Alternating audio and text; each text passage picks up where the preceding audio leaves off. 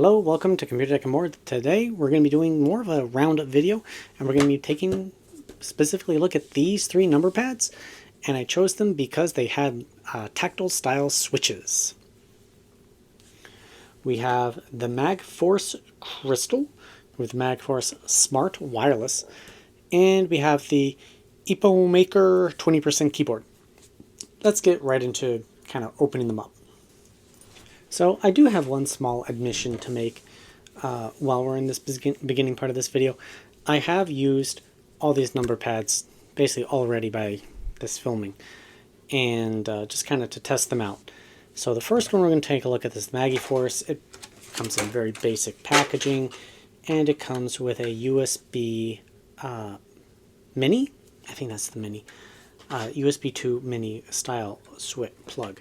It'd be nice if this was updated to USB-C, but functionally it would make no difference. This wouldn't even be bothered to be USB 3 because, well, keyboards don't need it. So the housing is completely plastic. It is completely translucent in the bottom. When you plug it in, it will shine a light. I'm going to plug it in right now. And this is basically exactly what it looks like. You get exactly what you pay for with this one. So pushing on FN, you can go ahead and change that brightness level, and that's really all it does. So I will say that the switches don't specifically need them, or need the light to see what's going on, but the light is kind of nice, I guess. So you can push FN and you get like the dollar and the equals and what's that, pounds, and is that yen? Page up, page down, and if you turn off number lock, you then get arrow keys, some other basic stuff like that. So it already has its built-in like secondary layers into it, which is pretty nice overall. So unfortunately with this one, there's very little product information about it, meaning it just says, hey, it comes with brown switches. Oh, the light is really bright right there. Let's go ahead and turn that down. And gives no information as to what branding it is. Well, good news is it appears to be Gateron. It's really small text right there, but that's what I read it to be. It's not going to show up on camera. YouTube is going to completely blow that out and make it unreadable. You just take a look at my thumbnail instead. It's also not hot swappable at all. I tried pulling one out. It didn't have any information. I didn't yank too hard. But definitely appears to not be hot swappable. So I consider that slightly unfortunate. It's not a deal breaker, honestly. But I'm going to unplug it. Let's do a little listen.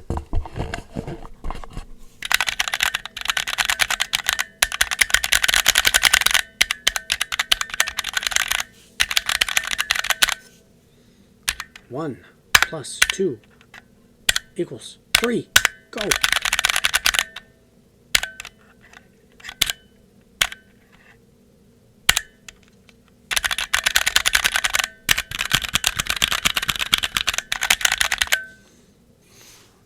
So that gave you an appearance for how it sounds. I think it sounds very hollow and cheap, and it is at a price of $30, relatively cheap.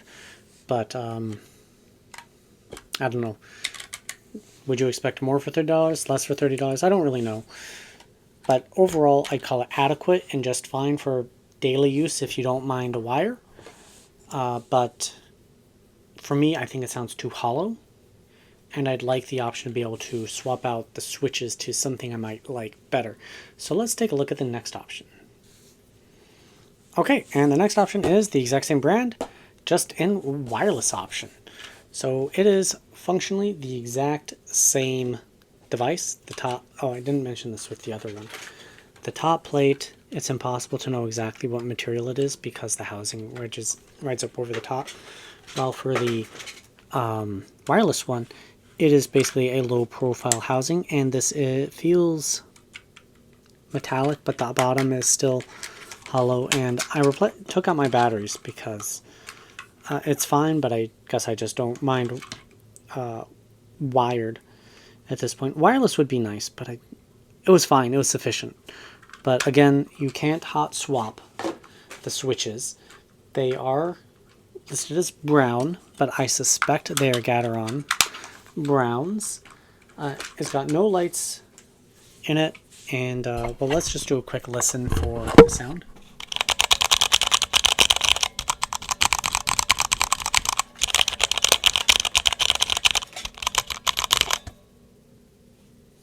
Side by side.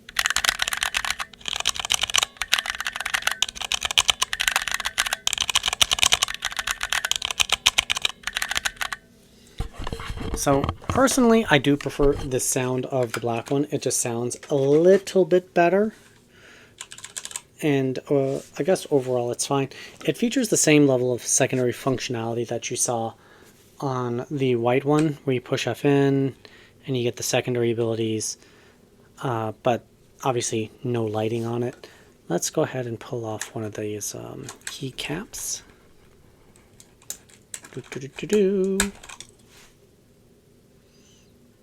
Well, I am incapable of reading that. I don't know if you'll be able to even read it off YouTube. But there it is. It's definitely welded into place. So you can't replace it if you wanted to. But it's fine. It's just a standard brown style switch.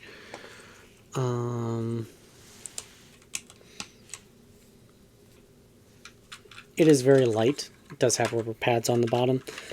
But if you need a wireless and you're on a budget, it's about $30.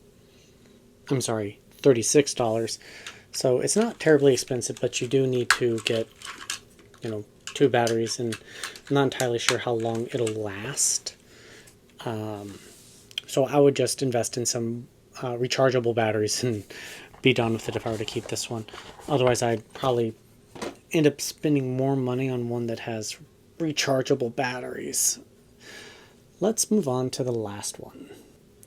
So this last one is produced by EpoMaker.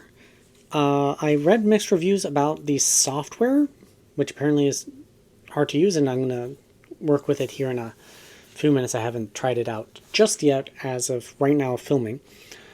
But if it sets up once, I can just be done with it. And if I swap out the switches, then I'd be covering up the lights anyways, because I'm plan on moving it to Glorious Pandas. They were well reviewed. So why go with this one? Well, it's basically completely modular in design. So unlike the others, you can pull out and literally get a good grip on it. Whoops. Slippery little sucker. And just replace your switch with literally whatever you want. So this 20% keyboard, or as we can call it, a Numb-pad, is $36. So it's the same price as the wireless one we were just looking at. It uses XDA profiling. I said hot swappable. These are Gateron browns. It does come with other switch options are available. I think it has blues and red linears for whatever you prefer. There is RGB in the back, speaking of which. So that's just default. I'm going to just pop that cap right there. So the one major downside with the default keycaps on it are they're not shine through. $36, I don't know if that's what I'd expect or not. But certainly looking at other custom options, you'd be paying around $36 just for the chassis and I think the board. And you'd still have to provide your own keycaps and switches. So that would easily drive you into, I don't know, $80 to $100. So take what you will. I don't need something gaming focused. This is USB-C, which is nice. I like that.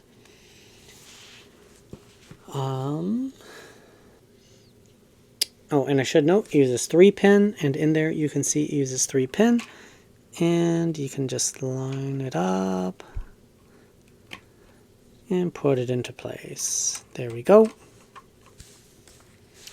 And the keycaps are PBT, which is great. That is the best material for keycaps because they won't turn shiny over time, it won't rub off or anything like that. So it'll keep looking good for a much longer period of time. The one downside while we're taking a look at the front is it is missing the appearance of the secondary functions. So they could very well be built into it.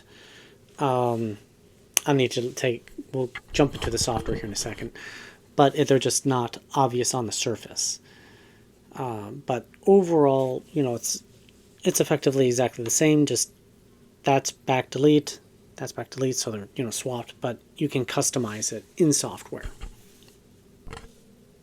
And so I don't make weird mess anything up on my computer with a Numb-pad attached to it. Now let's do a listen test.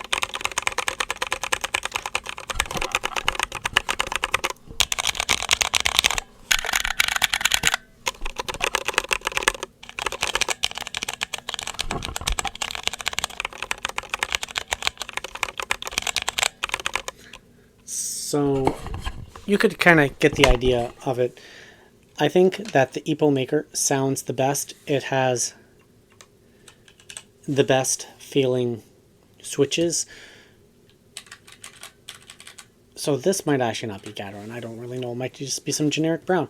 But overall, I'm liking this one the best.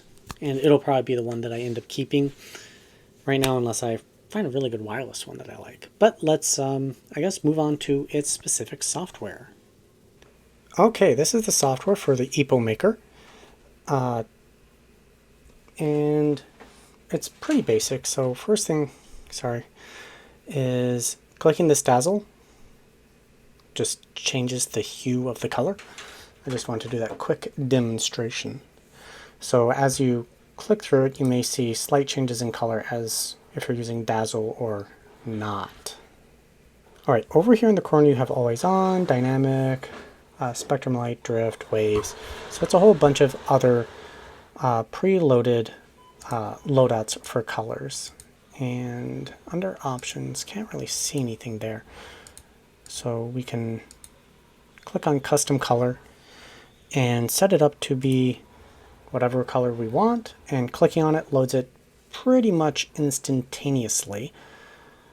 Or you can drag this around. It's kind of weird that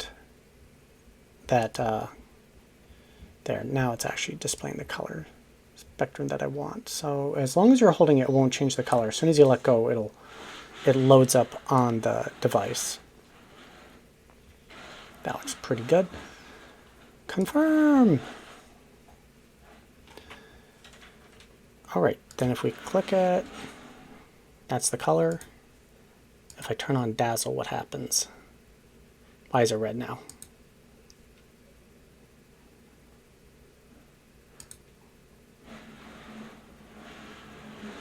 Confirm. Okay, and dazzle's off. So I don't really know what dazzle is specifically. It looks like it's just kind of a red color. So take that for what you will. It does not appear to have programming for each individual key, which honestly would be nice, but at this price, I guess, really doesn't matter that much. But again, it would be a nice thing to have. Other than that, in the software, you have upgrade firmware, check for app version, language tools.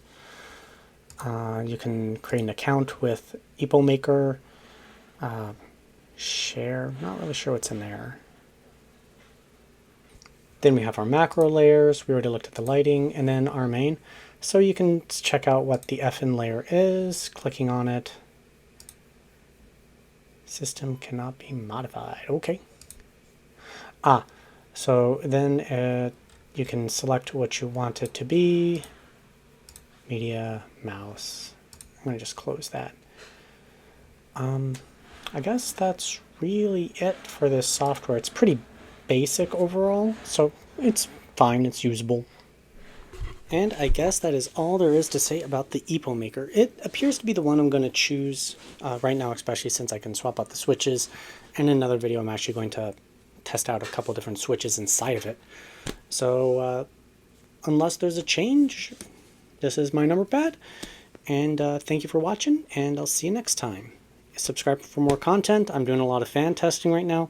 If there's other stuff you would be interested in seeing me check out, leave a comment down below. Otherwise, I'll see you next time.